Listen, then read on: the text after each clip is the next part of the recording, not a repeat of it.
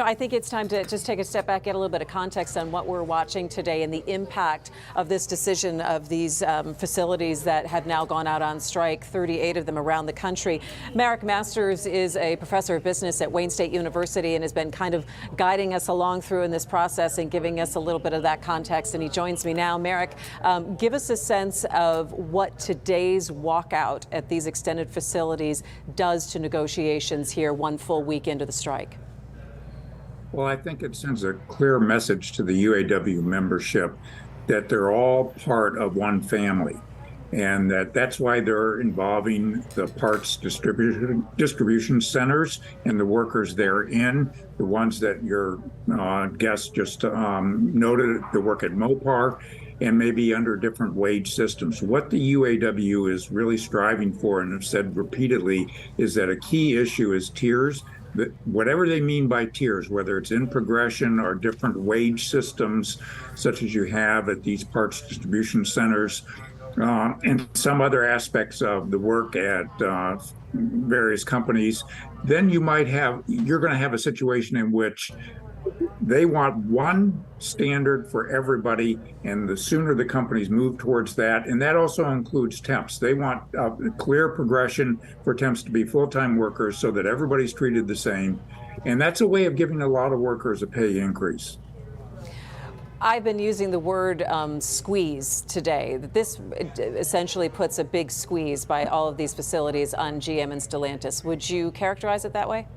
Yes, it's a carrot and stick approach. They have rewarded Ford by not involving them in this strike action, and General Motors and Stellantis, which they do not believe have been forthcoming enough, they're hitting them in the customer base.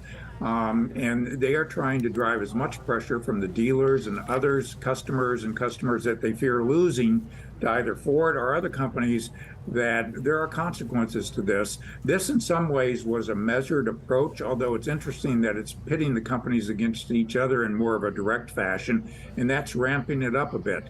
And the next phase, which they've reserved the option to do, could be introduced at a much more broader scale involving more production facilities.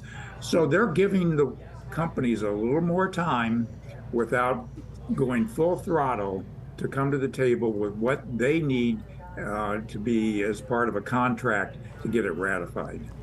Let's talk a little bit about what the UAW has revealed detail-wise that they've been able to strike up so far with Ford, talking about reinstating COLA from 2009, the elimination of the wage tier, the right to strike over plant closures while in that contract, and enhanced profit sharing and the immediate conversion of temps. When you hear that, Marick, and you see that at least the UAW laid out that GM and Stellantis were nowhere near that, and we think about a template when you want to come to an agreement across the board here, what do you think of that progress with Ford?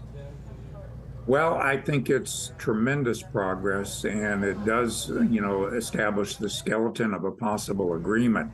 Now, I know the parties have indicated that they're still far apart at Ford on certain issues, but they're closing the gap.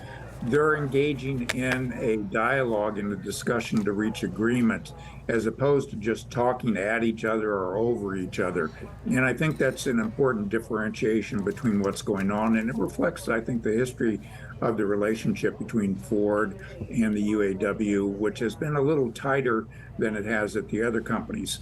So I expect that this could perhaps be an impetus for the other companies to realize that some movement, some forward-looking on their part to show the workers at the UAW that they're going to go as far as they possibly can to get an agreement. They're not going to give them everything that they want, nor should they, but they're going to go as far as they can. And I think the feeling right now is that they're still holding out.